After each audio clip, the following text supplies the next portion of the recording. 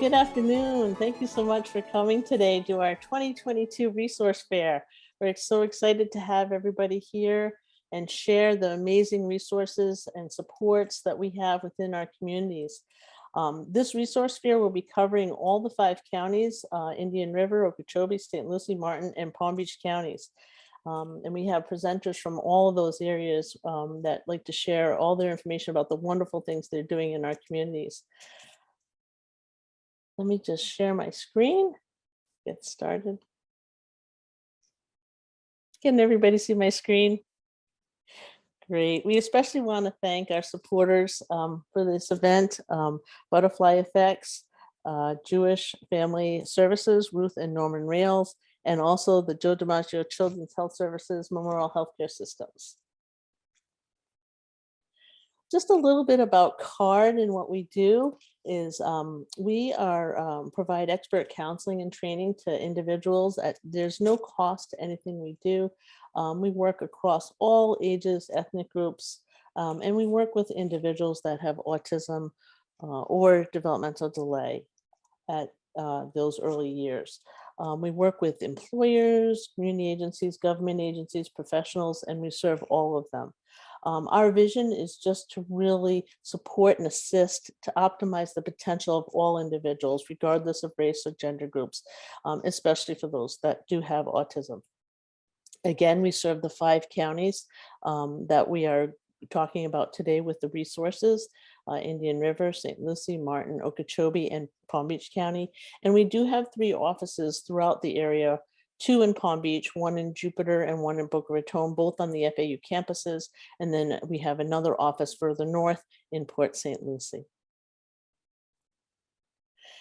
As we're going along, if anybody has any questions regarding any of the resources that we're discussing, please just type it in the chat.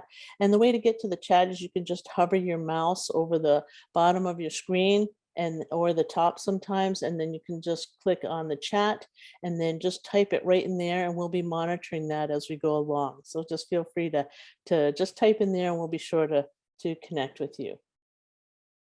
And again, we just cannot thank enough our support and partnerships really with all these wonderful places and organizations. Joe DiMaggio Children's Medical Health Services Specialty Center, the Memorial Healthcare Systems, Butterfly Effects, doing ABA therapy throughout the area, and the Ruth and Norman Rails Jewish Family Services. Again, we appreciate all your support and partnership.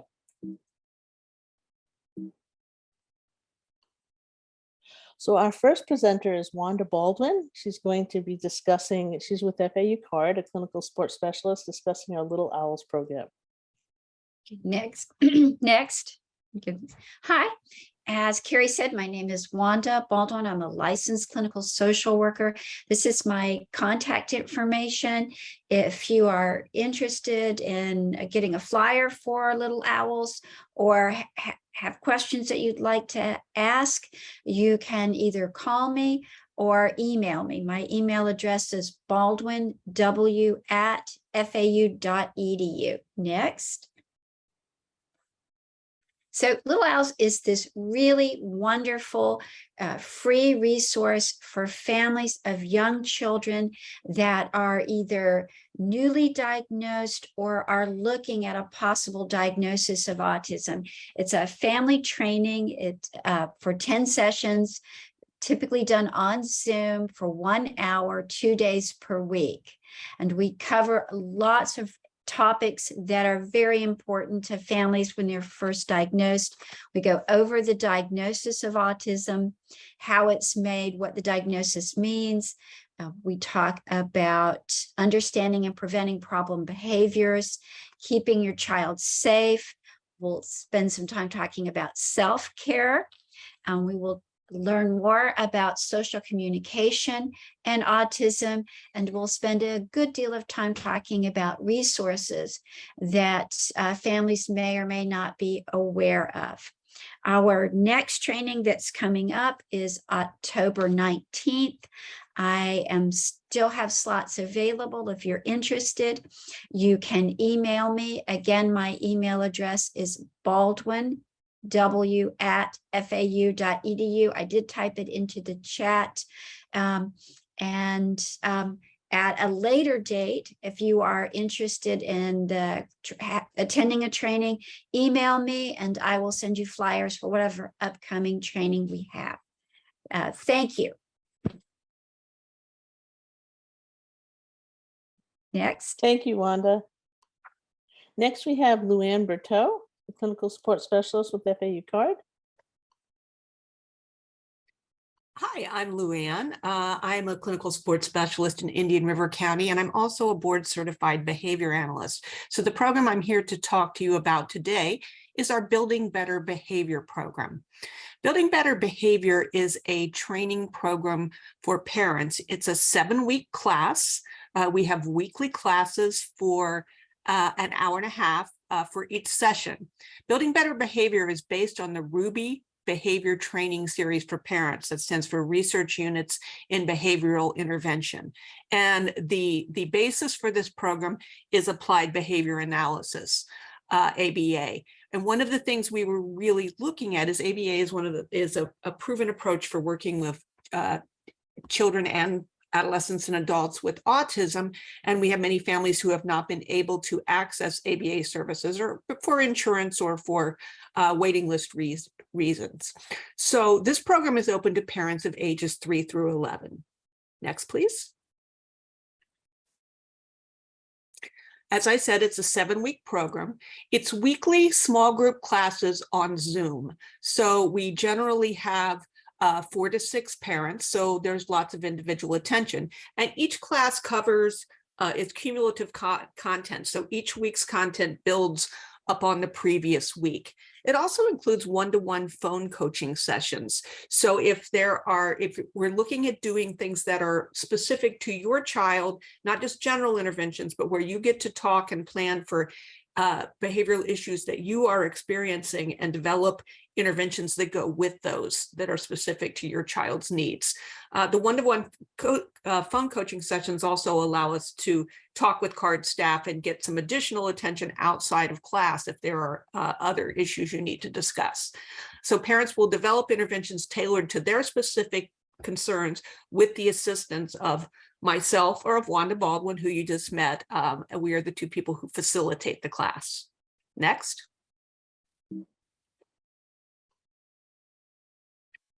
We have 2 classes that are available, and they are by age group. We have a group that is for pre-K kindergarten age children, and also another that is for elementary children, basically grades 1 through 5.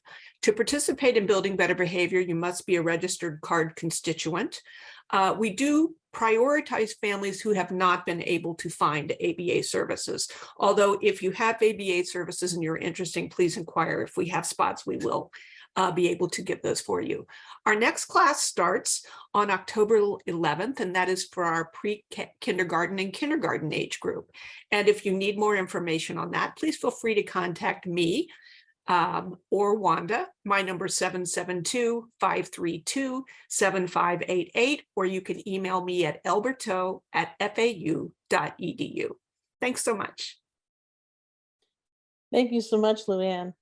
And I did want to point out that we are putting together a resource guide, with information on all these, so that we'll have everybody's contact information and more resources that we are putting out as well. Next, we have Sabrina DeGoyas. She's our FAU CARD outreach specialist for our Hispanic community. Hi, next slide, please. Good afternoon, everyone. As Carrie mentioned, my name is Sabrina DeGoyas. I lead our Hispanic Underrepresentation Initiative, and I'm a clinical support specialist for FAU CARD. Additionally, I provide outreach and awareness to increase public education in the underrepresentation of Hispanic children with autism within our community.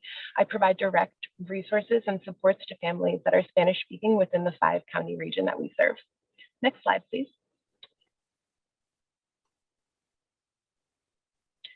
We all know the importance of early identification and early interventions in maximizing a child's potential. However, Hispanic children with autism are underidentified, delayed identified, and misidentified. Research shows that Hispanic children are 60% underrepresented in ASD. Next slide, please. Latino children are diagnosed later than white children, and receive fewer specialty services. They have higher unmet service needs than white children do. And given that Latino children are increasingly becoming the largest ethnic group in of American students, it's really important that we recognize how Latino parents advocate for their children, including the barriers and facilitators that they face. And this is a big part of my goal at FAU CARD. Without identification, Hispanic children with ASD will not receive the services that are needed to maximize their potential. Next slide, please. These are some flyers having to do with my initiative. Again, I want to notify everyone that our services are completely free, and you're able to come for resources and support without any cost to you. We are funded through the Department of Education. Next slide, please.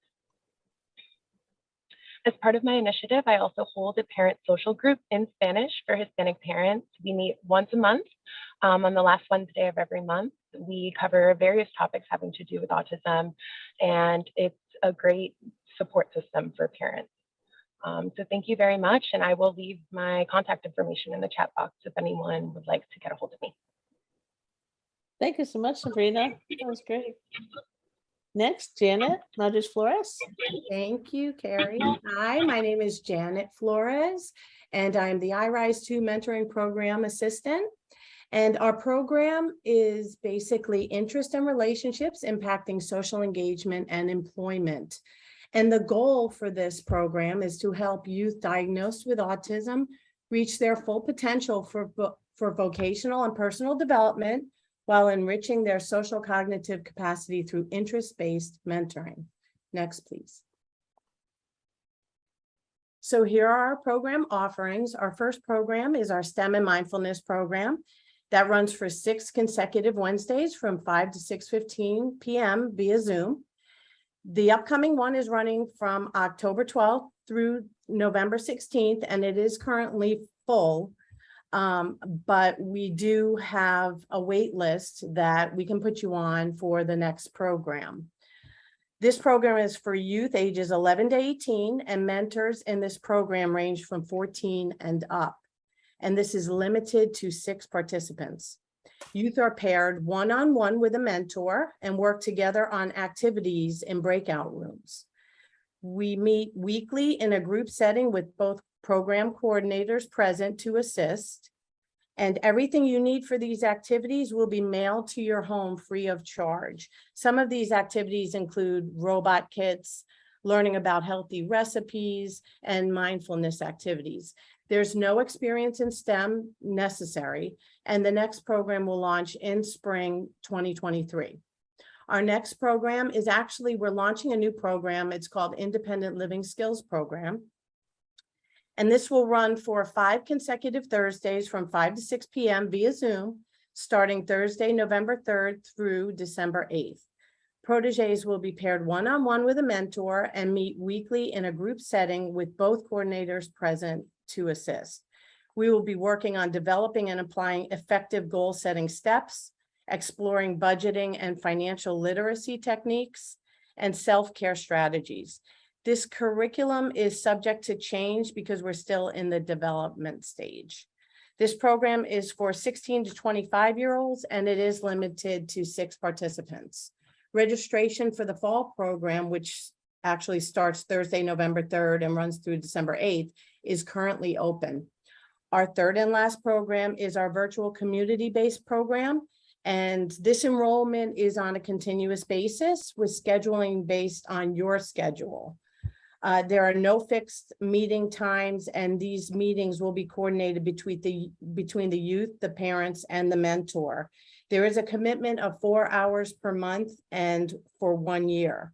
All of our programs are virtual through 2022, but hopefully we'll be able to move into more of a hybrid model next year. But our community-based program actually is based on the comfortability of all participants. Next. And there's our contact information. If you have any questions, please don't hesitate to reach out. And thank you very much. Thank you so much, Janet. Next, we have Dr. Tarika Azume presenting. Thank you, Carrie. Hello, everyone. My name is Dr. Exume once again, and I supervise two fantastic projects here at FAU CARD, funded by FDDC. Next, please. So the first grant is a study on the underrepresentation of Black children with ASD throughout the state of Florida.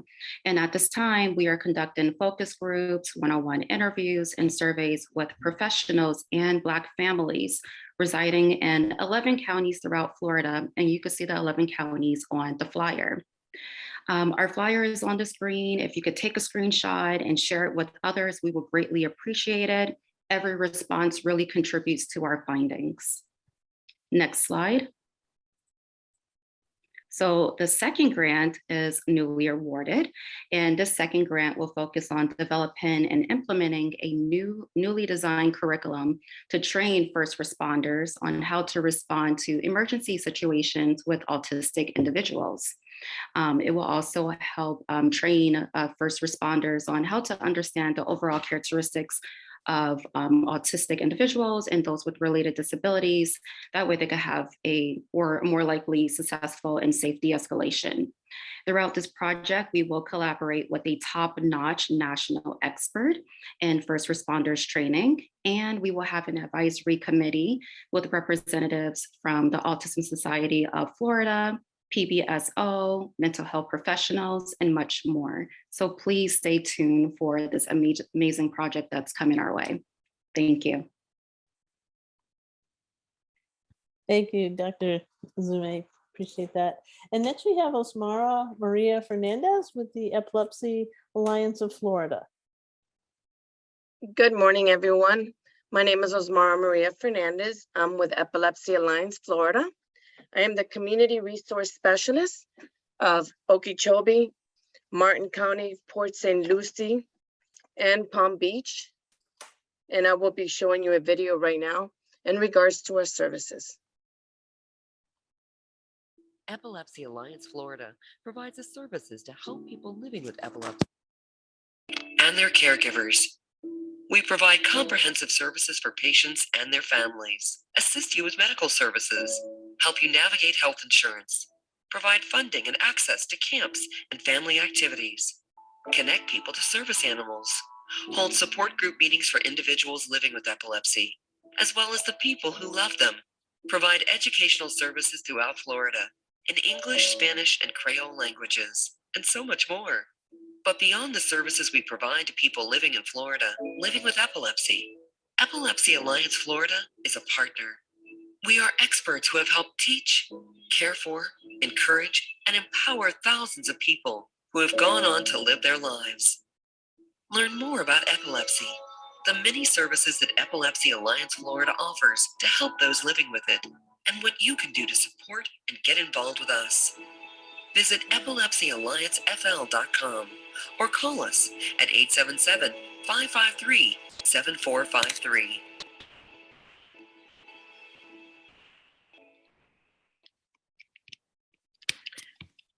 I wanted to let everyone know that if you know anyone that has epilepsy or any kind of seizure disorder, we are here to help. Also, they passed a new law starting November 1st in regards to all school personnel, whether it's a teacher, whether it's a bus driver or a nurse, and there's a student that has a seizure disorder or epilepsy, they are to be trained. So anyone that has contact with that child has to be trained by one of us. And we are here to help our community and be able to help those affected by epilepsy. If you have any questions, I will put my information on the chat and I'll be more than happy to help. Thank you and have a great day, guys. Thank you so much, Osmara. I appreciate that. Next, I'd like to thank, first of all, one of our continued support, Butterfly Effects. And we have Molly McGinnis here to present. Very good. Thank you, Carrie, so much. And I'm delighted to be here. I've been lucky enough to be able to present at a few of these now. So you can go to the next slide, Carrie. It's great. So I am the Vice President of Clinical Services and Practice Development at Butterfly Effects. And like I said, I'm happy to be here today. I already learned one new thing in the resource fair, which was that I did not know that FAU was doing the Ruby program. For those of you who are not familiar with it, please go and use it. So family and caregivers out here, I'm so happy that you guys are doing that. So today what I want to talk a little bit about was not doing a big overview of what is ABA. If there is anybody on the call that would like to learn more about applied behavior analysis and what it means, please reach out to me. I will put my contact info in the chat box. But I wanted to just talk a little bit about kind of butterfly effects and what we do and how services may look for families that are interested in getting services from butterfly effects. Next slide. So we start every meeting within the company with our mission statement, because we want to keep everybody focused on why are we doing what we're doing. And it's to make a socially meaningful change in the lives of children and families. So when we are saying socially meaningful, we're really talking about if it's meaningful for me as a BCBA, that does not mean it's socially meaningful for that child. It needs to be meaningful for the family and the community that that child is in. So we always start with this mission statement, and I thought I would start this meeting as well with it. Next slide, Carrie. So to further our commitment, so our commitment is to be providing applied behavior analysis services to families, and we rely on the research. But just as importantly as relying on research and data-based decision-making, we're relying on family priorities, again, going back to that point. So what is important to families? And that is where our treatment programming is really derived from. So we work with the family, other caregivers, teachers, if that is part of the treatment team, whoever else may be involved to develop the treatment programming. And it's really important that we're creating an environment where children are happy, relaxed, safe, and engaged. So one of the things we work really hard with our staff on is building rapport and relationships with the kiddos that they're working with and the families they're working with, but also teaching in the natural environment. It should be fun. It should be fun for everybody. It should be fun for the family. It should be fun for the siblings that maybe are involved. It should be fun for our technicians, and most importantly, for the clients that we are serving. So that is a big focus when we are training our staff. Next. So this is kind of our executive team is Dr. Steve Wolf, who is the president of the company, myself, and then Kevin Silver is our CFO. So just kind of wanted to put everybody up here as like a thank you for everything they're doing to support Butterfly. You can keep going, Carrie. So quick overview, we were founded in 2005. So that's important in the field of ABA, is that we've been doing this for a little bit. There's a lot of ABA companies that might be newer, and we feel like we have our systems and our training processes really in place. We are operational in 12 states. I'm going to talk about Florida specific next, but you can kind of see we really like this like whole southern band of the United States for some reason. So we're really focused across here. I just looked at the number of BCBAs we have. We have 140 BCBAs at this time. And something very important, I think that makes us a little bit different, is that we do have local management. And I say that because I think it's important to families that if you have a problem or a question or a need, you don't not only have the BCBA and the treatment team that you're working with, but you have local regional directors and senior regional directors that are able to pop by your house and provide additional support as well. You can go to the next slide, Carrie. So Florida, because that's what we're all here for. These are the services that we're providing here in the state of Florida. We do have home services, school-based services, community services, and we do have a center here in Deerfield Beach, which is where I'm calling from. It is connected to our corporate office. It's a beautiful center. We're very proud of it. And we do serve children ages 2 to 5 for a full day program. We can also offer a half day program, because we know sometimes kids at 2 years old aren't ready for a kind of a full day program and they need to start a little slower. We also have an after school program that's available for families here in the center. And what makes our center look a little bit different is we want it to look as much like a school as possible. So we're trying to prepare these kiddos that are coming into our center into going into a kindergarten classroom. and being able to generalize those skills when they leave us. So it is a lot of, they go through circle time, they're going into the literacy area, and they're having a lot of interaction with their peers so we can set them up for success as they leave us. Next. So just very quickly, these are our treatment principles here. I'm trying to check my time. I'm doing pretty good. These are our treatment principles here. So we're focused on best practices. Again, I discussed that the treatment plan is determined with the family. And that's very important to us, and building that rapport and trust with families early. Also just teaching essential skills. We can't teach high level skills until we have the basics like imitation, communication, possibly focusing on any problem behaviors that are occurring. Having participation. I love, again, that FAU is doing a lot of parent training, and there's so many programs out there. We similarly are trying to make sure that if a child can do this in the center or just in sessions, that's not good enough. We need these kiddos to be able to engage in these skills outside of ABA sessions as well, which is why family and caregiver participation is so key. And then again, coordination of care with other treatment members. So whether it's those of you, some of the other providers that are on this call, we love to participate with, coordinating care with them as well. So we're all doing the same thing as much as possible. Next, Carrie. Just wanted to point out, I don't know what happened to my formatting here, but Butterfly FX is also part of 2 coalitions for access to autism services. We know that accessing autism services is a problem in many areas. And so we helped to found the National Coalition for Access to Autism Services. And some of the things that we do in there is looking at, the codes that are being used, access for different payers, maybe in the state of Florida, Medicaid services as well. So we're really involved in trying to advocate for increased access to services for families. Then the other side is just there's a Louisiana specific coalition does the same thing, just specific to Louisiana. Keep going, Carrie. So just to throw up here are some of the payers that we work with.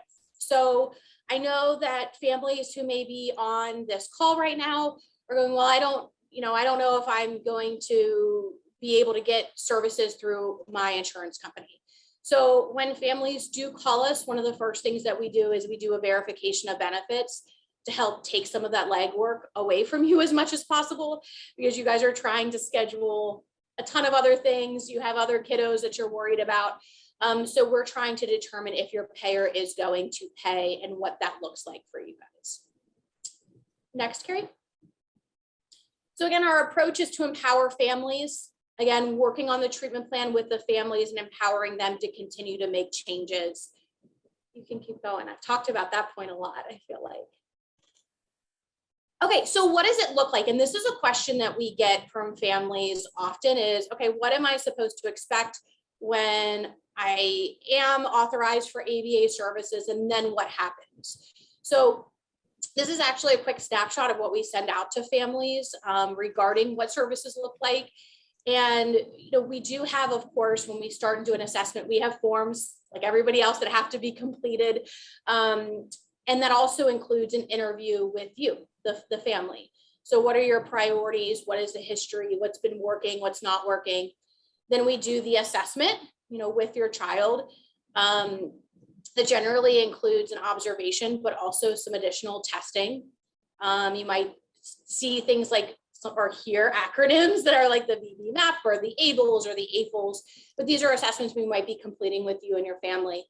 And then we are meeting with the family to determine what goals we're going to be working on, the child's availability and scheduling. So that's all part of the assessment before we start ongoing services. Next, Carrie. So this is also a question that we receive often is, so what is my commitment to ABA? And it's important for families to understand that ABA is very different than speech therapy or OT, regarding the time commitment. So for ABA to be productive, when we look at our research, we are looking at kind of two different models. And those are a focused model, which is generally between 10 and 25 hours per week of services, and then a comprehensive model, which could be 25 to 40 hours of services a week. So as I'm sure you guys can imagine, a focused model, we're generally focusing on less treatment objectives and maybe just a couple of domains of autism. With the comprehensive model, we're able to focus on more with that additional time. And of course, increased intensity can promote better outcomes, meaning the more time that we have in services on a weekly basis, we're generally able to discharge from services and generalize to a less intensive service model after that. You can go to the next slide, Carrie. So this is just kind of the timeline. Again, I was trying to hit on some of the questions that we receive often. The time with conducting the assessment and getting that into an insurance company is about 2 weeks. And then it usually takes an insurance company about 2 weeks to actually get that authorization back to us. And then we're able to start services. So I know that families are very anxious to get started. They want to start ongoing services right away. We do everything we can to make that as quick as possible, but there are barriers, unfortunately, sometimes with the insurance company and having to get that back. Next, Carrie. So for those of you who are not familiar with generally with an ABA treatment model, you're looking at what we call a two-tiered approach. So you have a BCBA who is a master's or doctoral level individual, and they are supervising the case. In those hours that the client is receiving, so I had mentioned like the 10 to 40 hours, those are being provided by a behavior technician. So the behavior technician is working with you and your child directly under the supervision of the BCBA. You could have 1, 2, 3 behavior technicians working with your family, but they're all working under that same BCBA. So just wanted to talk a little bit about what your treatment team generally is comprised of. Next, Carrie. I have 2 minutes left, I think. So what's a little bit different with the butterfly effects model is on the next slide. It's very quick. It just shows our referral process. But our client services team replies to families within 24 hours. As I mentioned, we have a lot of senior clinical leadership here. So there are multiple layers of support that families are able to receive during their time in treatment. We survey our families often. And the reason for that is we want to change if something's not working for families, out in the field. We also are doing continued training with our teams. We have an ethics hotline for our team and for families as well. So if there's any ethical complaints ever, they're able to call and make that anonymous. Next, Carrie, and this is my last slide. So I just put this up here because I know that there's other providers on the call. This is a website with a portal so that people can refer patients or clients or children over to us as simply as possible, because we know that just getting the paperwork together sometimes is half the battle. So this is the way that folks can do that. And I will put my contact info in the chat box for anybody who has additional questions for me. But Carrie, thank you again for having us all here and appreciate the time. Oh, thank you so much, Molly. That's wonderful. And thank you so much for sharing all this information and for all your partnership and support. Appreciate it. Here's the contact information as well. Next, we have Christine Ponick from Ruth and Norman Rails Jewish Family Services. Again, we want to thank you also for your partnership and support. Christine? Hi, great. Thank you so much. My name is Christine Ponick. I am doing a year-long social work internship over at Norman and Ruth Wells Jewish Family Services. I'm filling in for Zippy Rosen today. So next slide, please. Next slide, please. Okay. At JFS, we recognize the enormous emotional and financial challenges special needs families face and offer a number of supports for parents, siblings, and caregivers of special needs family members, including, and we'll review each one in detail, financial assistance, individual counseling, support groups, parent, caregiver, grandparent, and siblings, and information and referrals. Next slide, please. We offer financial assistance, and in terms of their special needs families, we look at this through a little bit of a different lens than traditional financial assistance, recognizing all of the additional expenses that go into having a child with special needs. In general, we can cover therapies such as speech, physical, occupational, ABA, adaptive equipment, supportive shadows, respite care, camps, including summer, winter, and spring, after school programs, emergency financial assistance, wheelchair ramps, water safety classes, and social skills classes, other things as well. We can take a look at what your needs are. We also have a family food pantry in Delray, and there is an application to qualify for that as well, and numerous camp scholarships. Next slide, please. We provide individual counseling. There is about 3 to 4 sessions of short-term counseling offered at no charge. If there's longer-term counseling needed, we can refer to our own JFS counseling or refer out if needed. We see clients in person or via telehealth. We have an expanded counseling department with child psychiatry now, senior psychiatry, in addition to what we already had with our adult psychiatry, full psychological testing, including ADOS testing. And our clinical intake department number is there as well. And I can put that in the chat as well. Next slide, please. Support groups. We have support groups for parents or caregivers of special needs children weekdays on Tuesdays. You can find me there from 10 a.m. to 11 a.m. There's an evening session as well bi-weekly on Wednesdays at 6:30. And we have a grandparent support group as well.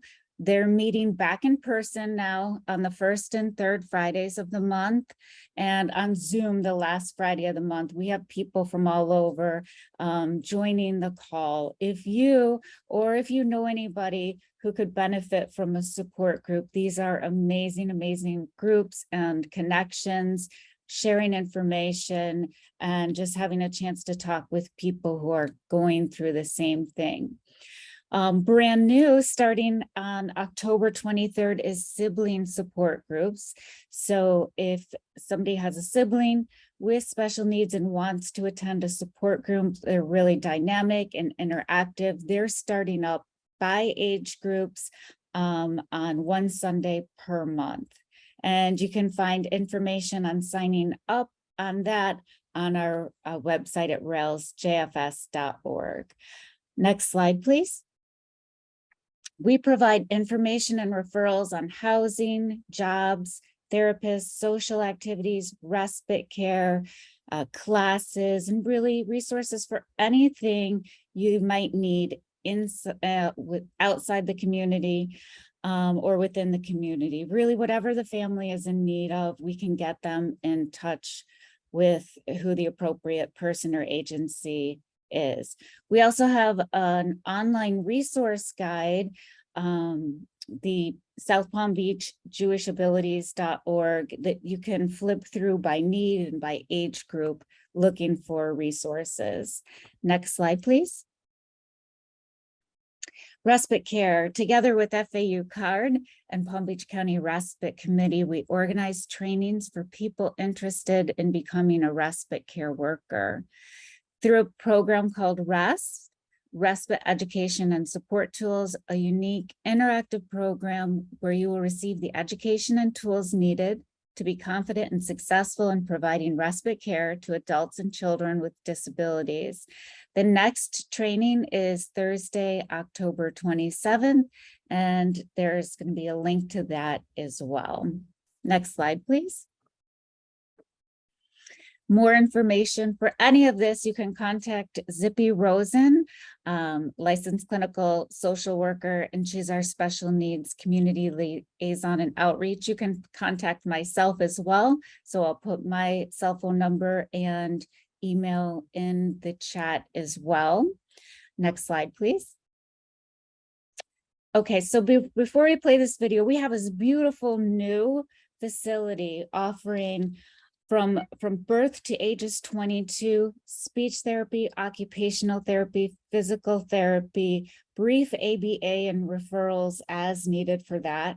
We have special education workshops for parents, social skills group, fine motor skills groups, kindergarten readiness groups, music therapy, lunches and learns. So please take a look at our website as well as watching the video on this new resource center meant for a one-stop shop for parents who might have been going to one place for speech, another place for occupational, another place for physical, where parents can blend those therapies into one afternoon or 2 afternoons a week, whatever the needs are.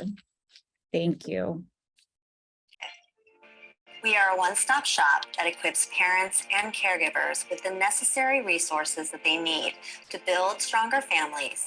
In addition to our family consultations, referrals to community resources, support groups, and education workshops, we offer a broad range of therapies that meet all of your needs in one place. We encourage you to call us at 561-852-5099 to learn more.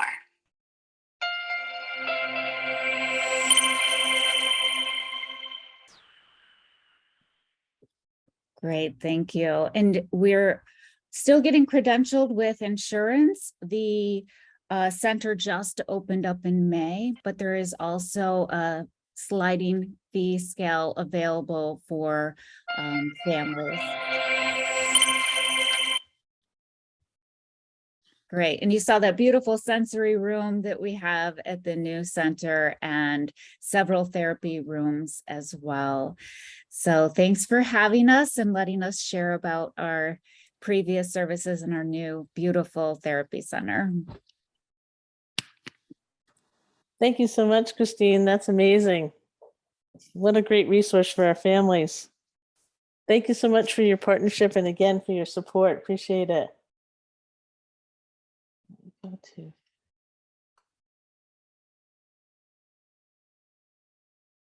Go to our next slide.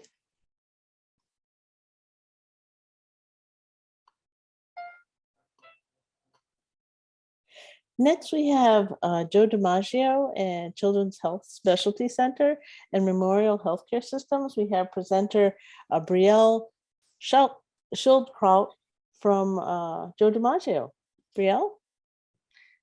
Hi, as Carrie just mentioned, my name is Brielle Schildkraut, and I am a pediatric occupational therapist at the Joe DiMaggio Children's Health Specialty Center here in Wellington. You can go to the next slide.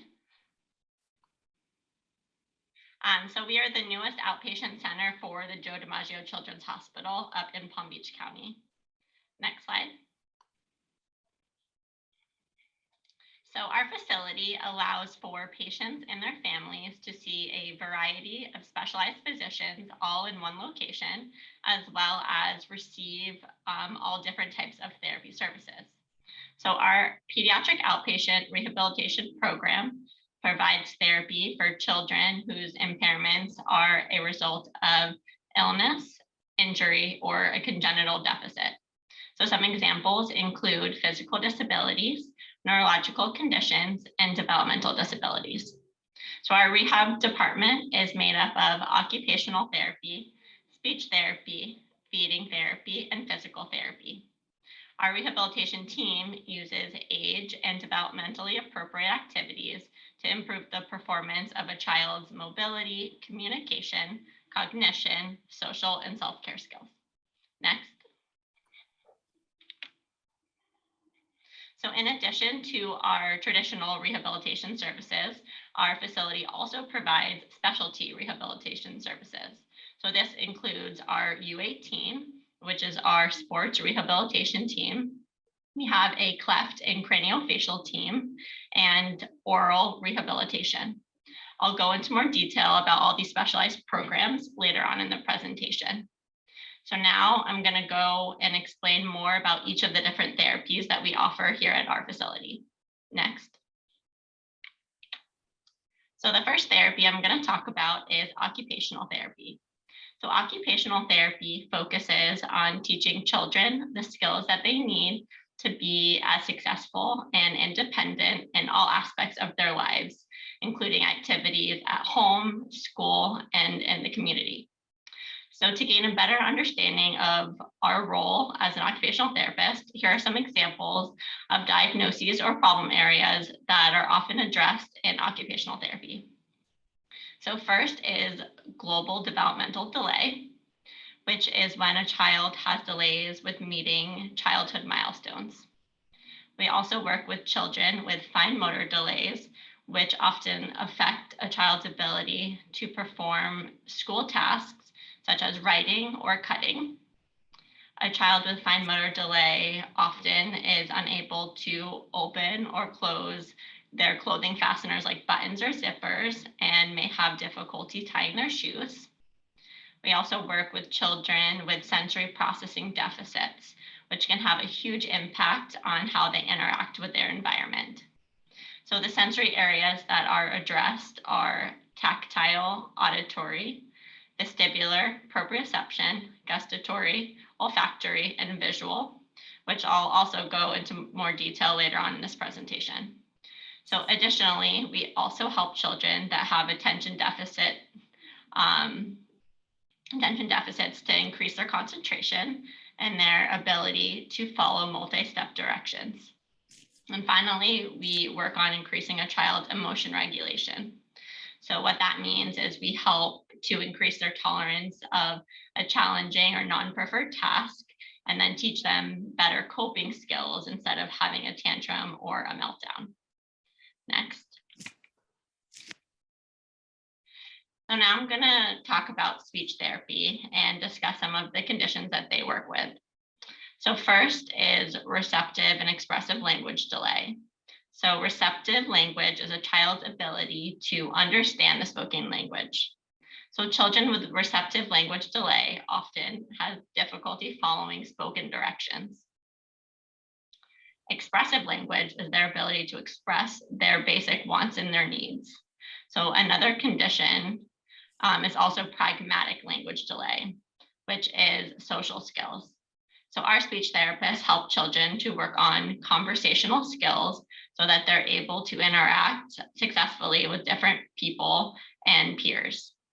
So then there's also articulation and phonological disorders.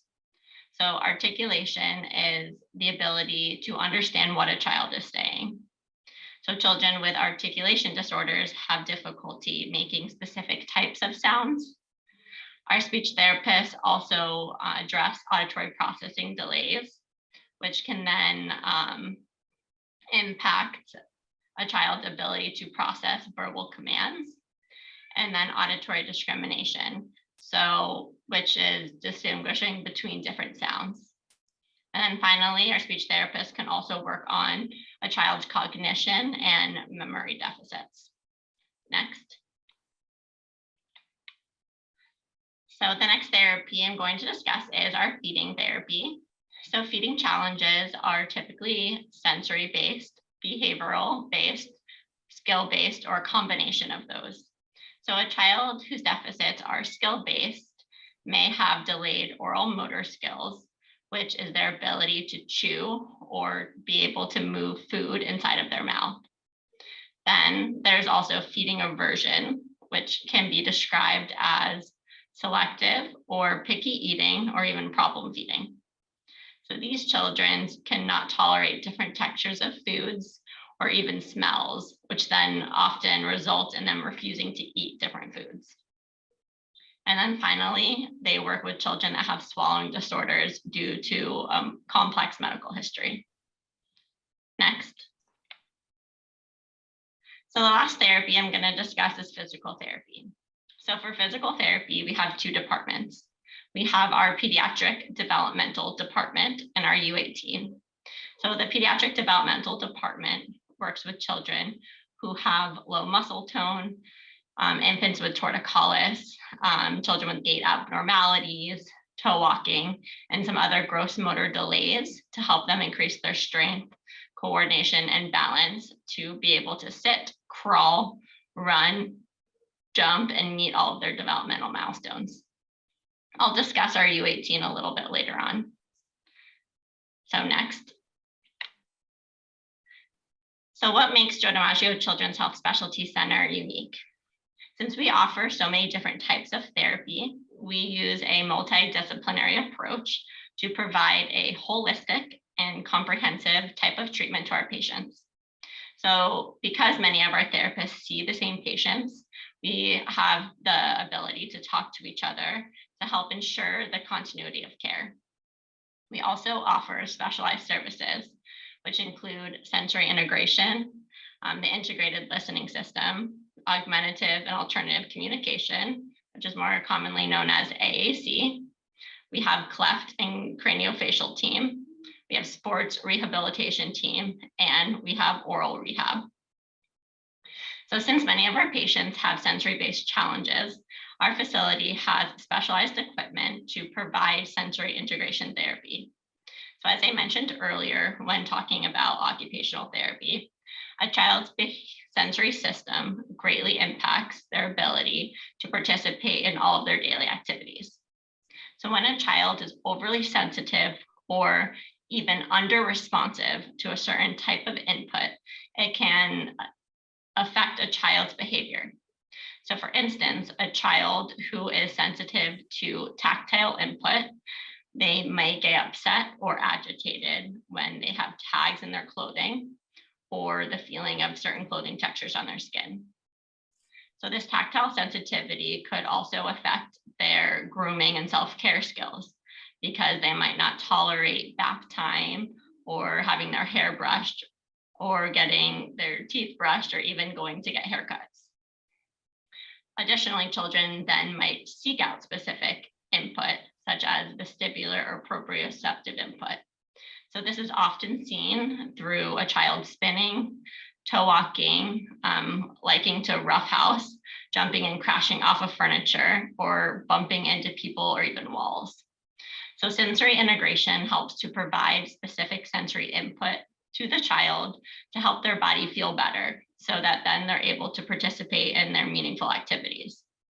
So not only do the occupational therapists provide sensory input at our facility, but the physical therapist will use sensory strategies to address toe walking, and the speech therapist will often use swings or other movement-based activities to increase attention and communication during their sessions as well. So another intervention used at this facility by occupational therapists is the ILS, which is a multi-sensory therapeutic intervention that helps to integrate the brain and body function. Patients will listen to music through headphones that will then transmit sound and vibration. And this device will help children get ready for higher cognitive functions, such as reading, attention, or even emotion regulation. We have speech therapists that have been trained to teach children specifically how to use the augmentative and alternative communication devices, the AAC, in order to help these children express their wants and their needs. So we also have an interdisciplinary team for our patients with hearing aids and cochlear implants known as oral rehabilitation.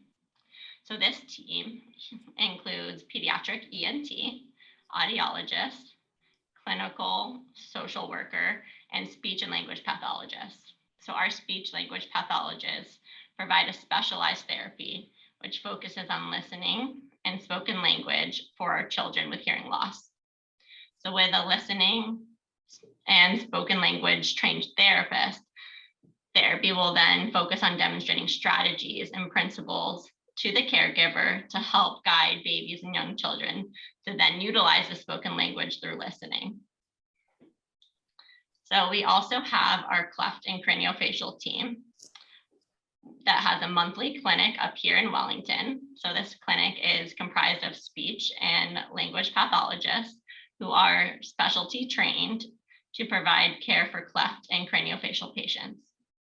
So using a multidisciplinary approach, the Cleft and Craniofacial Center at Joe DiMaggio Children's Hospital offers the latest techniques and comprehensive treatments for children with cleft lip, cleft palate, or other craniofacial anomalies. So this is one of just 4 programs in Florida and the only program of its kind in Broward and Palm Beach County.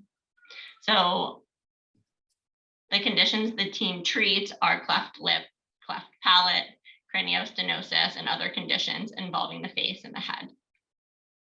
And then finally, we have our sports rehabilitation team, which is then made up of orthopedic surgeons and highly trained physical therapists that address sports-related or other orthopedic injuries and prevention. So these therapists meet the unique needs of children and adolescents with sports or orthopedic injuries. So then within our U18 department, there are also specialty programs that include dance medicine and performing arts, and then concussion clinic. So our therapists specialize in treating dancers, gymnasts, acrobats, and then our concussion clinic has a skilled team of concussion certified physicians, psychologists, and therapists. Next. So thank you for allowing me to talk about our wonderful facility and all of the services that we offer up here in Palm Beach County. So I'll go ahead and put my contact information in the chat box, and please don't hesitate to reach out if you have any questions about any of the services that we provide here. Thank you.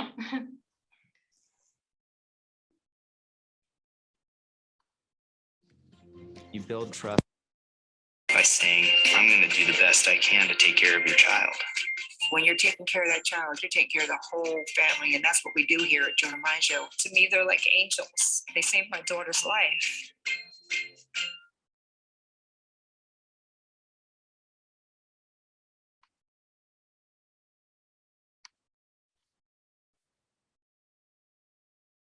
Thank you so much, Brielle. Appreciate that. And appreciate all your support and participation and help to all our families. Thank you. Next, we have Gina Carello with the Early Learning Coalition. Gina? Hi, Carrie. Hi, everybody. Thanks so much for being here. Thanks for having me. I'm with the Early Learning Coalition of Palm Beach County. We offer a number of services. That's my contact information.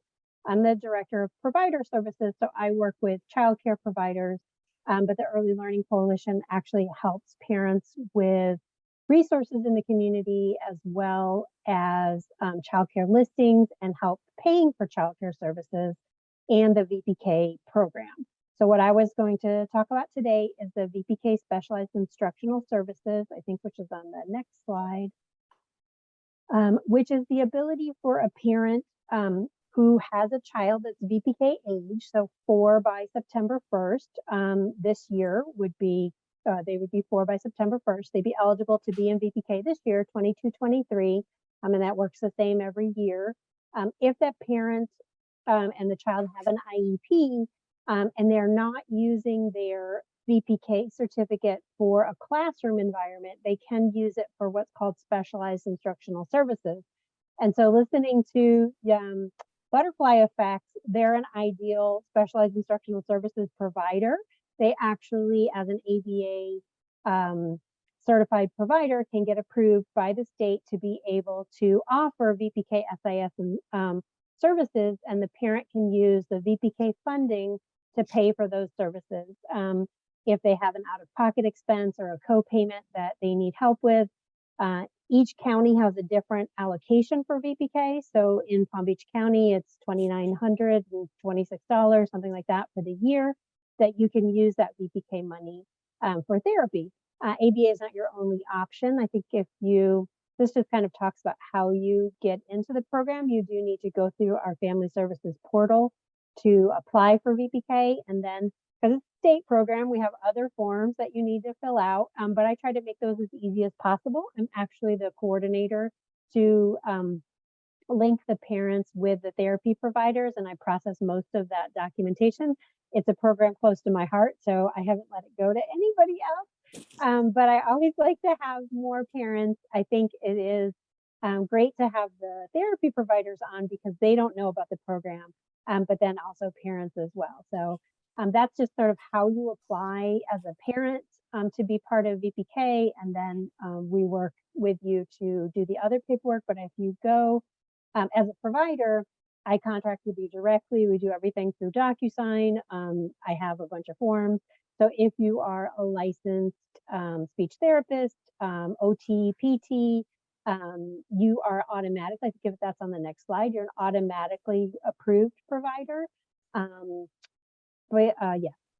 Physical therapists, social workers, and psychologists are all automatically approved. You're licensed by the Department of Health.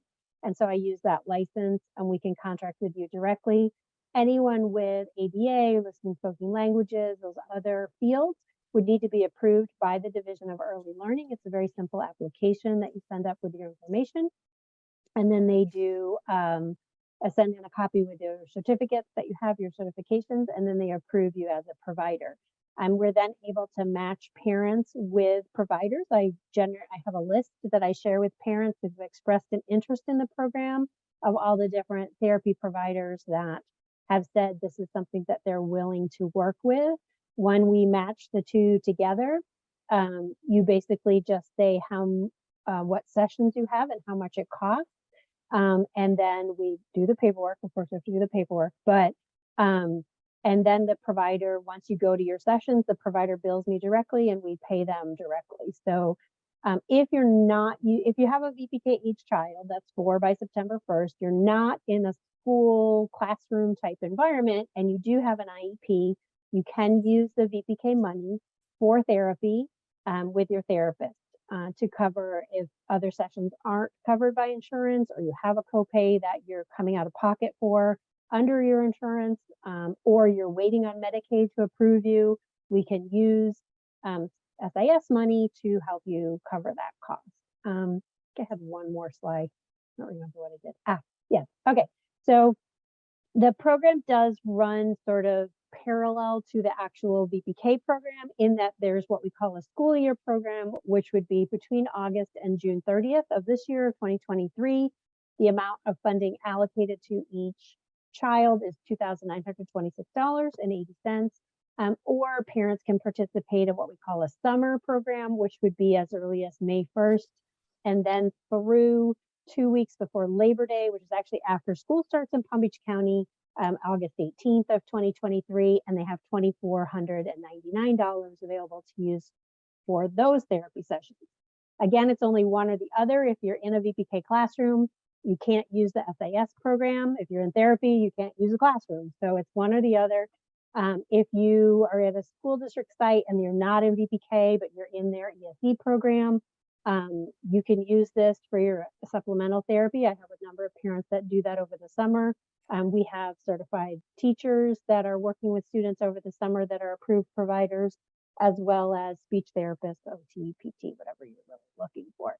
You can actually use it with more than one provider if you want. If you wanted to try out ABA or try out OT, if you think that's something that would help your child, you can do it that way. The other caveat, unfortunately, is if you've accepted the Family Empowerment Scholarship, you can't use any more VPK funding. The Empowerment Scholarship's a better deal. I would definitely go with that one. You get more money and more flexibility. But unfortunately, once you're in that, you can't be in VPK. So it used to be called the Gardner Scholarship. They keep changing it. But that's it. If you have any questions, please feel free to reach out to me. I'll put my contact information in the chat. You can always call the Early Learning Coalition as a parent. 561-514-3300 is our main line. We can generate resources for parents on any area, as well as childcare listings, and can help anyone looking for assistance in paying for childcare. So, thank you so much for having me. Thank you, Gina. Appreciate that. What a great resource for families. Wonderful. Next, we have Claudia Lawler and Natalie Eno from Easter Seals Early Steps Program, Treasure Coast. Thank you for the introduction, Carrie. Good afternoon, everyone. I am Claudia Lawler, like Carrie said, and Natalina is the resource specialist. She's here with me today. Next, please. So we are Easter Seals Early Steps, the Treasure Coast program. Next. What is Early Steps?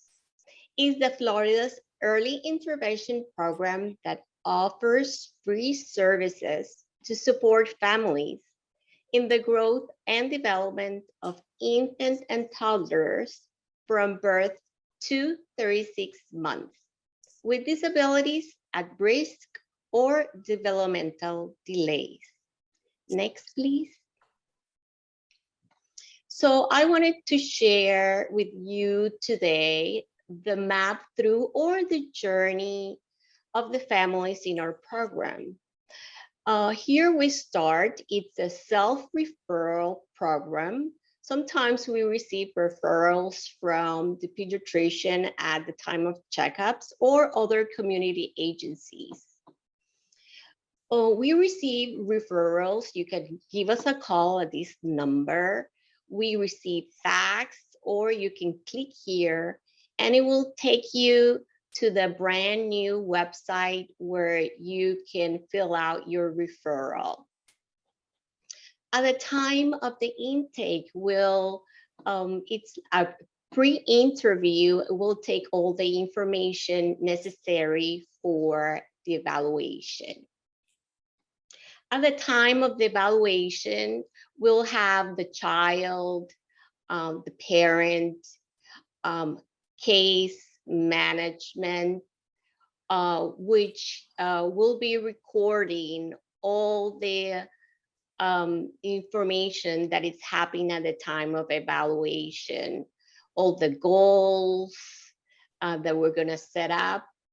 And we also have an interdisciplinary team at the time of the evaluation. If the child is eligible and the family decides that they want to receive services with us, we'll develop the individualized family support, the IFSP, which is a 15-page document where we set up goals at 6 months mark and at 6 months mark. After, we'll send a provider to the family in their natural environment where the kids live, play, and learn. We meet every 6 months to reevaluate the progress of the child. Here, it's the time where we decide if other services are needed, if there are changes that need to be made, or if the child graduates from the program. If the child is with us at 6 months before the age of 3, we'll help them transition to the school district. Over here, our IFSP, individualized family supports, turns into an IEP. Next. The benefits of early steps. We provide services in the natural environment of the family. We increase each child's unique developmental and learning opportunities. We have a family resource specialist. We educate caregivers with activities to help learn and develop. We have case management throughout the time that the family is with us, and we help transition to the school district. Next. Here are the areas that we serve: Palm Beach, St. Lucie, Martin County, Okeechobee, and Indian River. Next slide, please. Here, if you take out your camera icon, you can get to the brand new website, and you can do referrals from here. You can call us at this number, and if you have any questions, let me know at the end. I'll put my information in the chat. Thank you, FAU, for the invitation. Oh, thank you so much, Claudia. Wonderful and great information. Appreciate it. Next, we have Jennifer Harris, a special needs advocate with 211.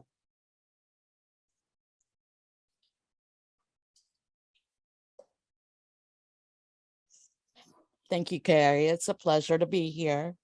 Next slide, please. So I am the special needs advocate at 211. We are the community helpline and crisis hotline for Palm Beach and the Treasure Coast. We're free and confidential, and we work with people of all ages from birth to seniors. Next slide. So we're going to go over 211 in general, and then a little bit into our programs and special needs. We answer 24/7. We have staff that are trained, Rogerian method to listen. We don't offer advice. We do information and referral. We link callers to community services and resources. We do crisis support and counseling, suicide prevention and crisis intervention. We have advocacy programs, our database, and we can also be reached by phone, text, chat, and email. Next slide. So these are some of our advocacy programs for Palm Beach County. I do the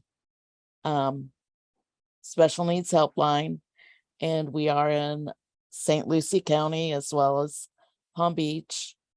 Our elder crisis is available, Palm Beach County. And then we also serve Palm Beach and the Treasure Coast with our Sunshine Daily Calls, which people can call. We call individuals over 60 just to check in on them every day. We call about 500 seniors, and if they don't answer, then we are able to have access to their backup people. At times we've had to call police in to go do welfare checks. Our My Florida Vet are run by two peers. Anything that the VA is not helping them with, or they need extra guidance, we have that program.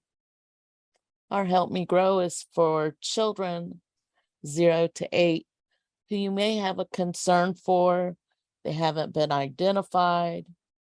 They can do a screening over the phone or online to see if there's more concerns there, and link you to the appropriate agencies. We also have our Caregiver Project, which is for anybody 18 and over caring for another adult in the home. Mainly a little bit of case management, making sure their needs are met, because caring for someone else can be so stressful. For my special needs helpline, I serve 0 to 22. Any disability, I often go over that age limit, so I don't turn anybody down. Next slide, please. So like I said, we are birth to 22, Palm Beach County and St. Lucie. So when a parent calls in to our resource center, they talk to one of our specialists. They gather the demographic information so we can better know where the needs lie in the community. And then the referrals come to me and I link them to services like all these panelists. So if they ever forget a phone number, they can just call me and I'll say, oh, you're probably thinking of FAU card or, you know, Jewish Family Services. Let me tell you, this is how to reach them. This is what they do. These are their fees. And then, oops, sorry. I do a lot of advocacy, just talking to them and listening, because they can get so frustrated with lack of services due to a wait list. And I always keep them no matter how long they need me, until they feel comfortable navigating the system. Next slide. These are just a few of our seasonal services. Right now, we are in hurricane mode. We just got over Ian, but people can call us looking for any one of these services. Back to school, summer meals, holiday toys. Next slide. So in review, we're free and confidential, 24/7. We cover Palm Beach and the Treasure Coast. We do crisis intervention.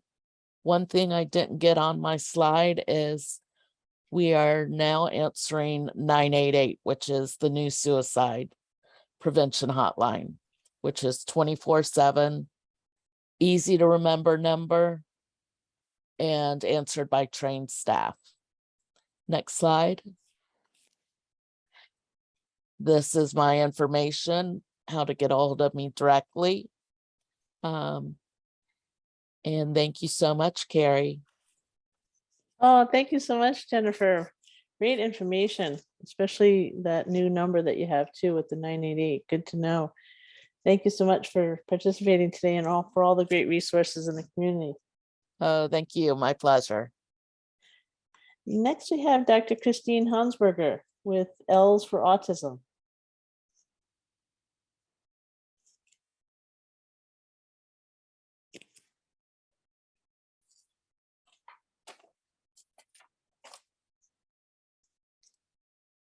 Is Dr. Hansberger here?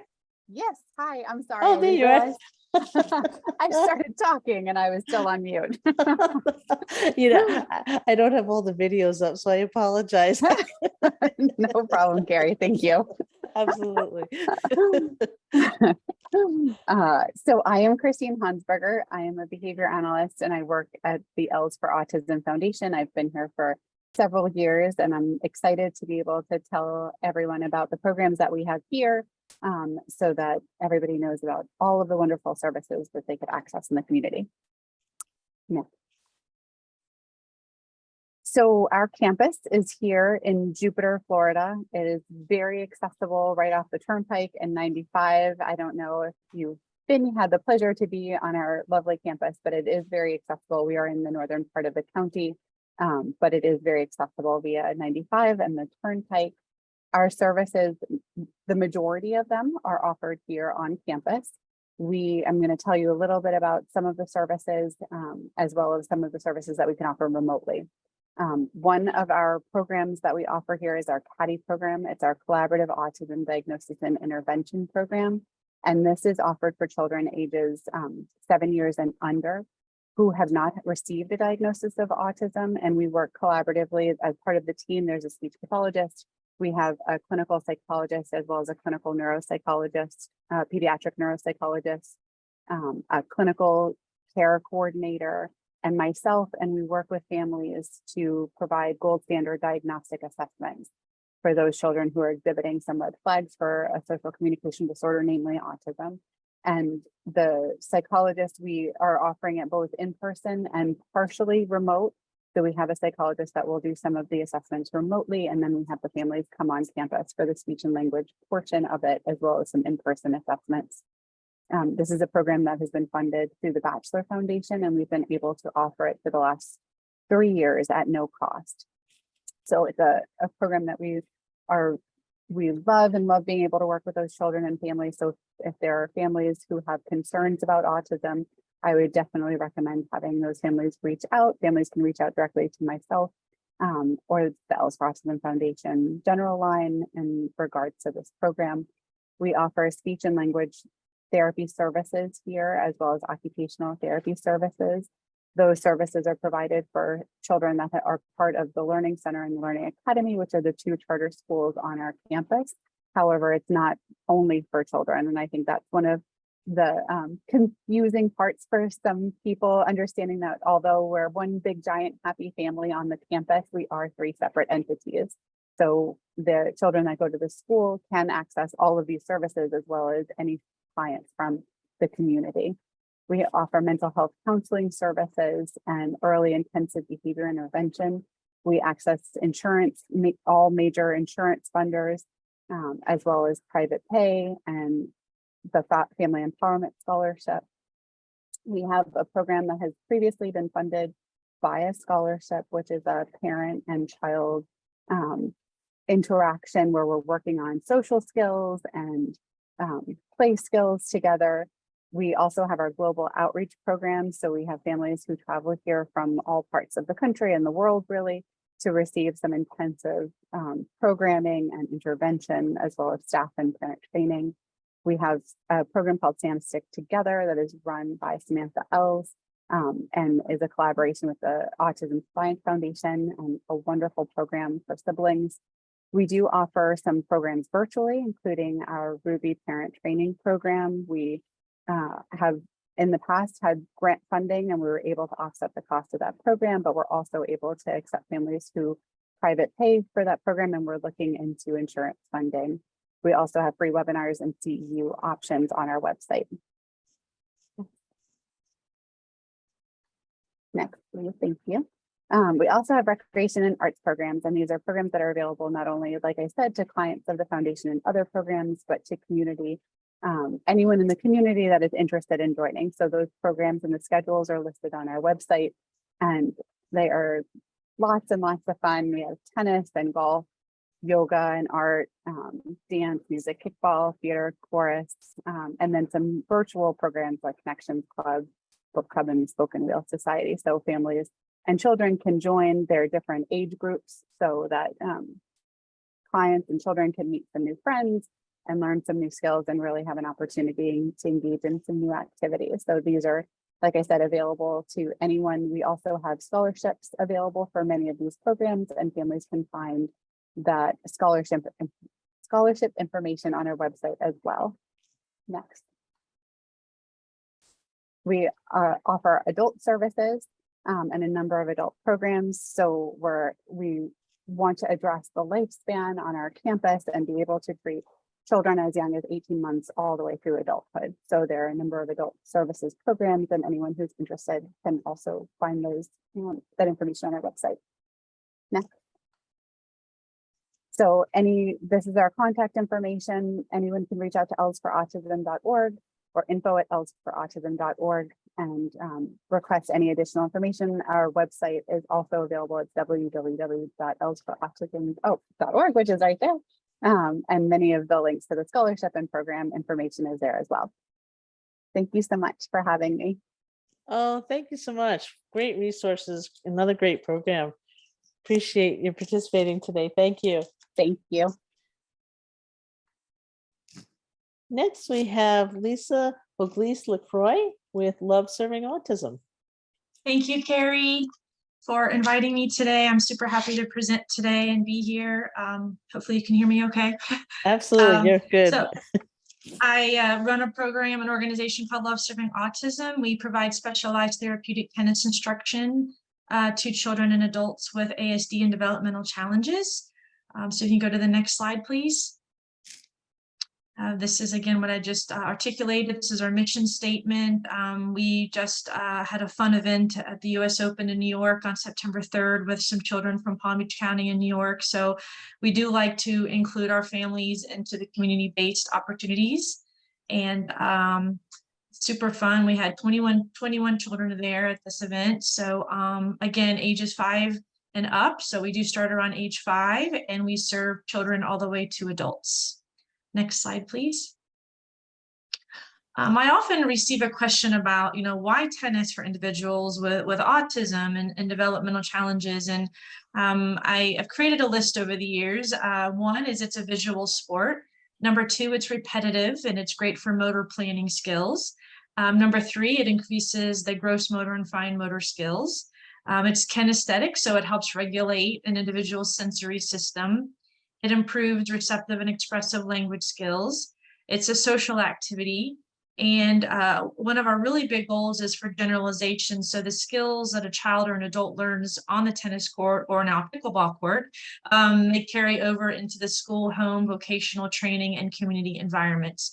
As far as the therapeutic component to the tennis, we are now partnering through a few grant opportunities to invite therapists, speech, occupational, physical, and ABA therapists to our programs. And the therapists are really helping the children and adults with their communication skills and their hand-eye coordination, motor coordination, balance, all of those skills, even life skills, so that, again, they carry over off the court.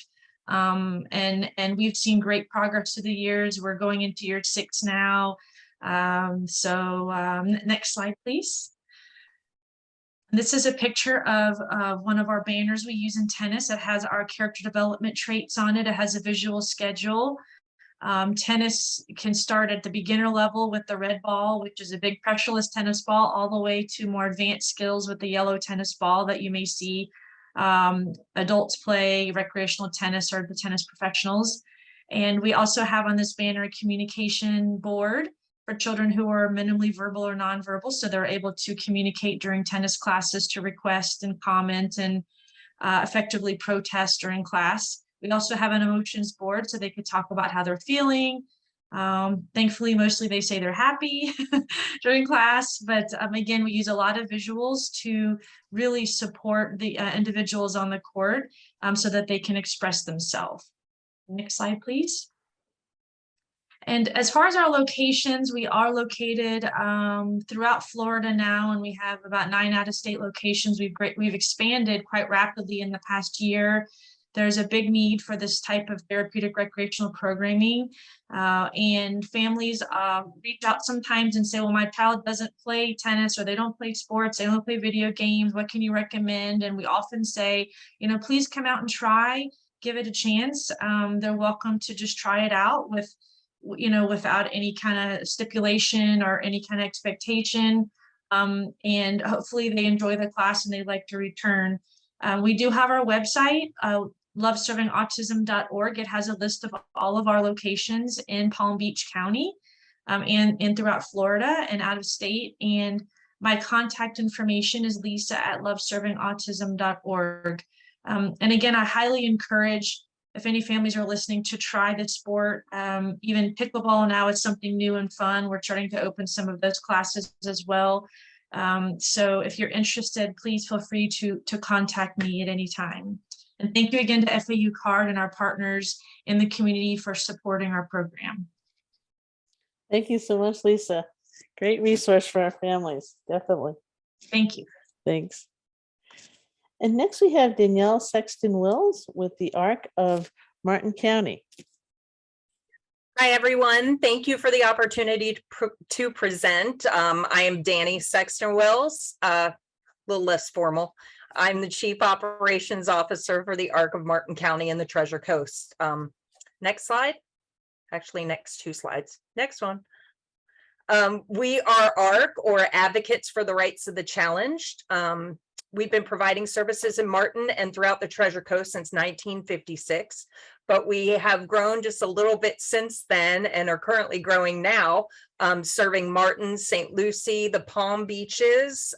We are working our way into Okeechobee and are currently going through a merger with Arc of St. Lucie County. We serve ages 3 and up with intellectual and developmental disabilities. Next slide. I'm going to go through some of our services. First, we have our residential services that's led by our residential director, Barb Vasquez, and her coordinator, Sarah Cochran. We offer supported living services. We have standard group homes. We're currently operating 12 standard group homes in St. Lucie, Martin, and the Palm Beaches, specifically Jupiter. We have 2 intensive behavior homes operating for men. And we are right now going through renovations of 2 additional homes that with the intention of becoming intensive behavior homes for women. Next slide. We have community supports and services. These are led by Anastasia McIntosh. We have transportation throughout the community for both ARC participants and for community members. We have companion services from anything from 1-to-1 to 1-to-3. We have adult day training for daily living and vocational skills for our adults. And we also have recreational activities, and they feature game nights, movie nights, dances, special events. We're actually going to Disney next month. And another announcement for anybody that was familiar with the Friends Choir that has dissolved. We are excited to be working with the people that used to do the Friends Choir and starting up Radiant Voices. So it'll be same concept, different name, different location. We're having an information meeting tomorrow at the ARC at 6 p.m. if anyone's interested. Next slide. Some of our other services include vocational services that's led by Candace Tedesco and her team. We have under this supported employment, we have Project Search Youth, which we're happy to say is back in the hospital with Cleveland Clinic. We are in our 2nd year of Project Search Adult. That'll be starting up, our internships will be starting up in January and will be at Sandhill Cove Community this year. We have the Ticket to Work program, and we also have on-the-job training. Next slide. Our youth and family programs are led by Jeanette Smet. They feature after-school care and out-of-school care, like today. We have a big group of them here today. We have summer camp, which is also including our RISE program, which stands for Realizing Independence, Supporting Employment. This program started last summer, and it partners with our vocational services. And it's an introduction for our transitioning age young adults, and they get the opportunity to be introduced to different industries and learn some job skills, as well as interview skills training, and just kind of get their feet wet in a bunch of different places to see what they might want to do later on. We also have respite services, and we have behavior services within all of these programs, which is led by our staff BCBA and our staff RBT. And that's something we're proud of, because this allows us to help our individual youth work well with our programs, and also we can work with their families so that some of those behavior services might be able to spill over into the home to help the parents out. Next slide. All of our staff are highly trained, and those trainings are also open to the public if anyone is interested. We have safety care training. We have behavior assistant training, or BA training, registered behavior tech training, and CPR and first aid training available. Next. And I ran through that really fast, but thank you for letting me speak to you all today. You can contact myself or any ARC staff at 772-283-2525. And we, again, are advocates for the rights of the challenge, inspiring success through a lifetime of achievements. Thank you. Thank you so much, Danny. That was wonderful. Appreciate it. Great resources from the ARC. I just wanted to mention that Christine from the ARC of Palm Beach County couldn't be with us today, but here's her contact information. And we will be sure to have all the information in our resources as well. So thanks again, Danny. We appreciate it. And again, great resources. Next, we have Shawnice Jolly with the Unicorn Children's Foundation. Hello, everyone. I'm Shawnice Jolly with the Unicorn Children's Foundation. Can you guys hear me? Yes, we can. Thank you. Okay. With the Unicorn Children's Foundation, I am not Sharon Alexander. She's busy. She had a interview, last minute interview with the news station. So I'm going to be representing the SNAC. So the SNAC, it stands for Special Needs Advisory Coalition of Palm Beach County, and they support, navigate, advocate, and connect. Next slide, please. Our mission is to provide a comprehensive, integrated system of care which supports and connects individuals with special needs and disabilities and their families to community-based services and opportunities. The vision is a community that comes together to enhance the lives of individuals with special needs and disabilities and provide opportunities for meaningful engagement throughout Palm Beach County. Next slide, please. So these SNAC meetings, they're held the third Tuesdays of each month via Zoom, and they're at 2:00 p.m. And if you go into our website, which is it's a virtual hub, you will be able to access different avenues of the website, and it's an accessibility icon in the lower left corner. So if you just click that, you'll be able to access the different pages of the website. Next slide, please. So this is the virtual hub. So the virtual hub is sort of like a marketplace for different resources for families with individuals with disabilities and neurodiverse differences. So on the site, we connect 211 Palm Beach Treasure Coast for connections to service providers in Palm Beach and Treasure Coast. You can access by calling 211 and visiting the virtual hub for live chat or text. And a special needs advocate is always available. Next slide, please.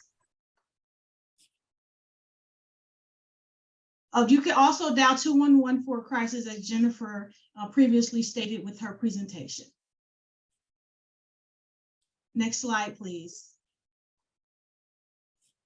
Now, these are all of the different things that are available on the virtual hub, where you can pick the chatting online, you can call us, or you can text. So there's all different avenues to assess different resources and the things that are available for you. Next slide, please. So this is a part of the virtual hub.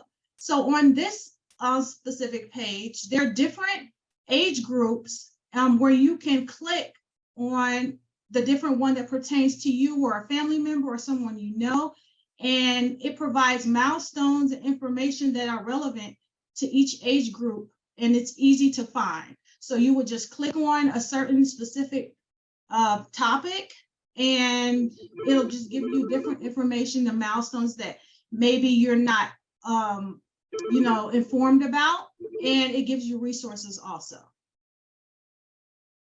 Next slide. So this is an example of the infant and toddler page. Each age group has a sidebar so that you can navigate specific topics. Next slide, please. And this is going to be the login information, and it's coming soon, so you'll be able to create your own user account, which will provide access to gated content. Providers or subject matter experts, you can submit training, events, or also different blogs that may help other individuals or families that need different resources. Next slide, please. So there are different things on the website. You're going to be able to have like all different events. So different organizations are going to be able to submit things and they can put them on our calendar and we can put them there and different people can access these events and go and sign up and have all of the information ready, available. Next slide, please. So you're going to also have, you're going to be able to submit the flyers. We're going to have blogs that's going to have different topics talking about different things in, our community, special education. We're trying to collaborate and provide training for individuals and, with active shooters, all kinds of things that you're going to be able to access. And they're going to be also different contacts for advocacy. And you can come and check out our back to school blog now. Next slide, please. So this is what we also provide here at Unicorn Children's Foundation itself. So we have different cradle to career support systems. We have the UVA, which is our school. We provide lifelong learning, employment, family navigation, and advocacy. So at our Unicorn Village Academy, our school, they include different academics. It's a post-school transition planning. They have community-based instruction where they actually go out in the community. They do things with each other. They do social events and supplemental therapeutic services. So they actually go out, they do therapeutic services with the horses and all kind of other things that they put throughout the curriculum of the school. We also have lifelong learning where we do self-determination, independent living skills, social relationships, and community engagements. And those are provided with courses or workshops, classes that are in person and they're available online. So anybody can access them if they have a computer and sign up for these different workshops and classes.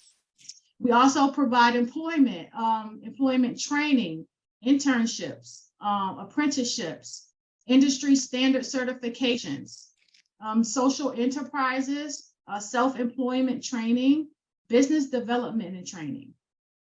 And our new program that we're going to be introducing this month is our Family Navigator, where we're going to be providing case management for families that have new diagnosed individuals.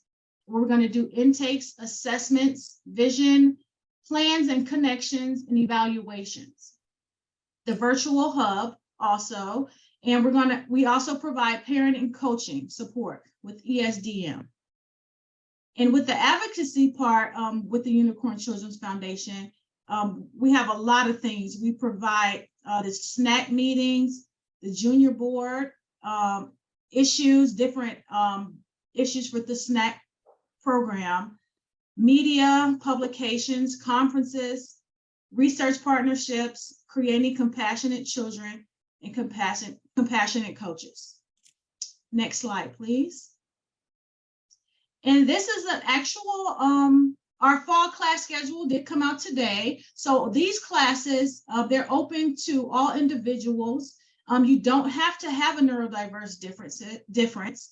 We have virtual classes, we have in person, and we've partnered with a lot of new different organizations. For instance, we're going to be doing painting classes with friends and sort of a pet and paint where individuals can come out and either learn skills, have fun with their friends, and even bring a friend. So you don't necessarily have to have a disability or a neurodiverse difference. If someone wants to come and they have a friend, I know like these days, our young adults they're kind of joined at the hip with best friends or anything like that. So they can actually sign them up and they can be a part of the class.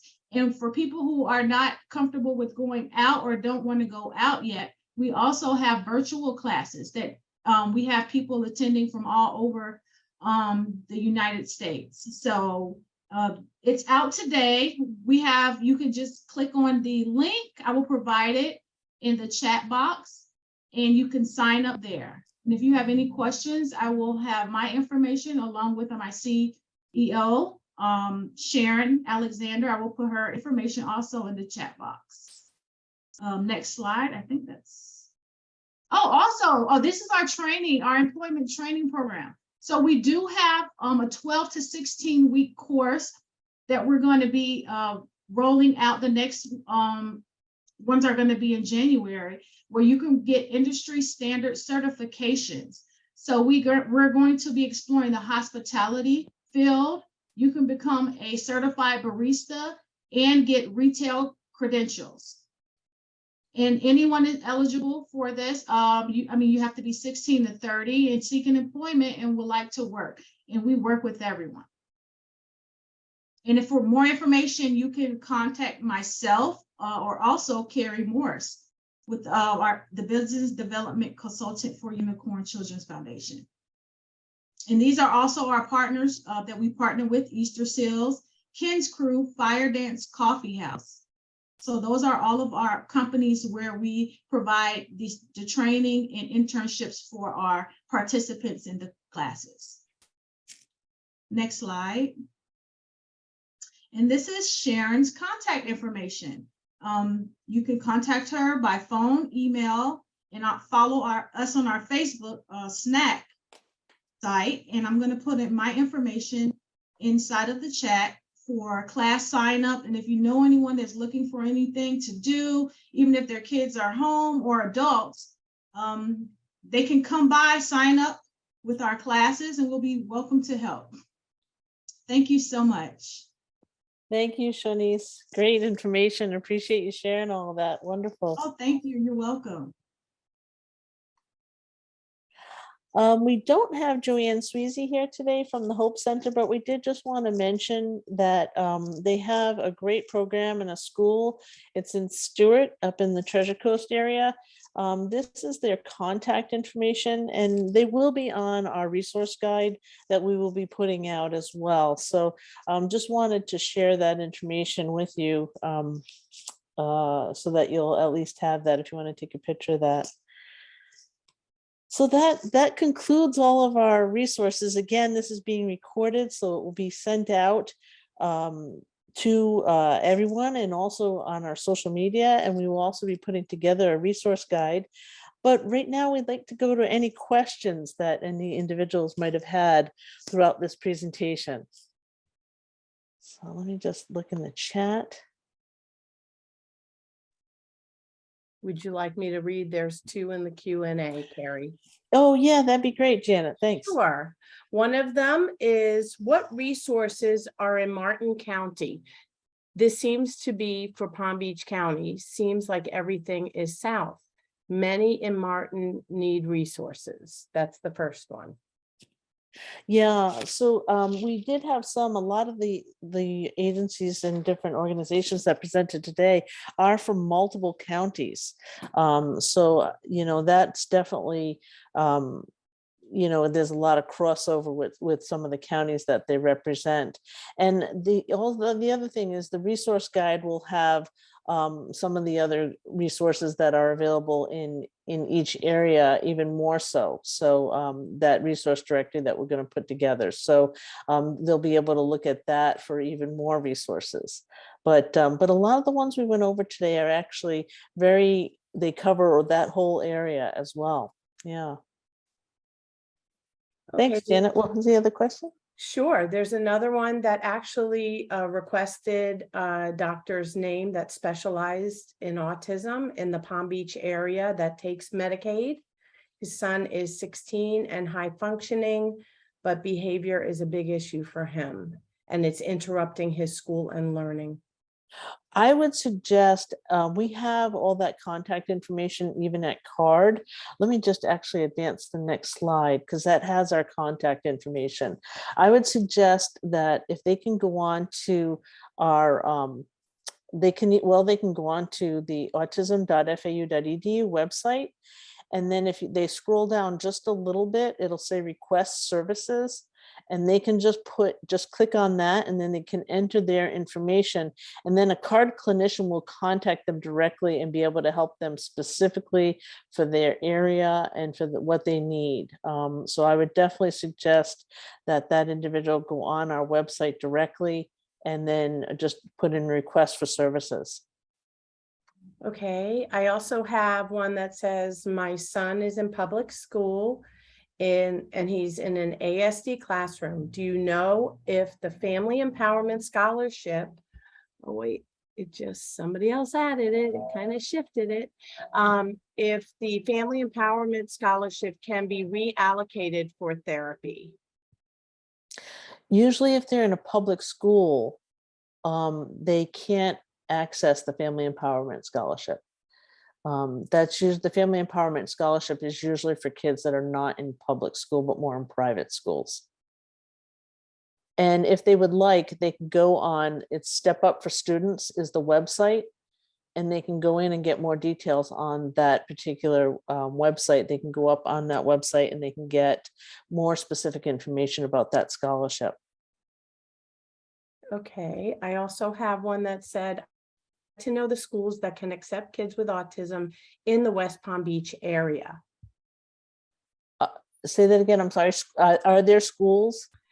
I would like to know the schools that can accept kids with autism in the West Palm Beach area. Absolutely. Yeah, we have lists of that, whether it's, private, charter, or public. I would suggest again that they contact their clinician if they're connected with CARD, because then they can help them specifically with that. And if they're not connected with us at FAU CARD, just go on our autism.fau.edu website, put in that request for services, and then someone can connect them and speak to them specifically about the schools that we can refer, them to. Some of it's dependent on their age and things like that. So we want to make sure that we are a little bit specific in supporting these families. Okay, and I also have actually a statement. Hello, Gulfstream Goodwill Industries provides services in Palm Beach, Martin, St. Lucie, Okeechobee, and Indian River counties. Yes, there's a lot of great services, just like Goodwill, that provide a lot of great services in multiple counties. And that's why I think, today was a snapshot of some of them. And that's why I think that resource guide that will be coming out will have even more to be able to help individuals as well from all of our 5 counties. Okay, and then I see the last one here says, my son has been on a waiting list from L Center since 2017. I communicate with them since 2019. He has not gotten back. No one has gotten back to him. What are you doing to communicate the parents who have kids that are on the waiting list? And that's for the L Center. Sure. Dr. Hansberger, did you want to take that? So Dr. Hansberger might not be on the call right now. What I'd be happy to do is if they want to contact, I will put my direct contact information in the chat as well, and then they can contact me directly, and then I can help support with that as well. Thank you, Carrie. Absolutely. Are there any other questions, Janet, or? No, not that I can see. Okay. So let me just give my direct contact information as well. It's kwittel@fau.edu. Okay, I just put that in the chat for everyone. So feel free to reach out to me directly too if you have any questions or specific questions about your child, or if I can help facilitate a conversation with any one of our resources today, I'd be happy to do that. Were there any other questions, Janet, or? No, that was it. Okay. Yep, there are a couple of statements. Thank you. Great resources. Thank you for sharing the great resources. Oh, there was one last one that just came in. Do the public schools allow therapists to shadow kids with autism at school? So, it's gonna be county specific and even school specific. But my experiences as a clinician, working with my families, is that the schools are actually very open to that recently, of having private therapists of family members come in. They would have to obviously go through that credentialing of the background checks and fingerprinting and things like that, and insurance stuff and all that prior to them coming on board in the schools, just like most vendors would. But the schools have been a little bit more accepting of that. So, it would be something that they would have to connect with their particular school administrator or ASC contact to be able to share that information, or that, if they'd like to get that supported for their child. And that concludes the questions. Great. Thank you so much. Well, again, thank you everybody for coming today. We really appreciate this. It'll be posted, the video recording will be posted on our website, as well as be shared. And then please look for our resource directory for multiple counties throughout our 5-county region. Thank you again, and have a great day.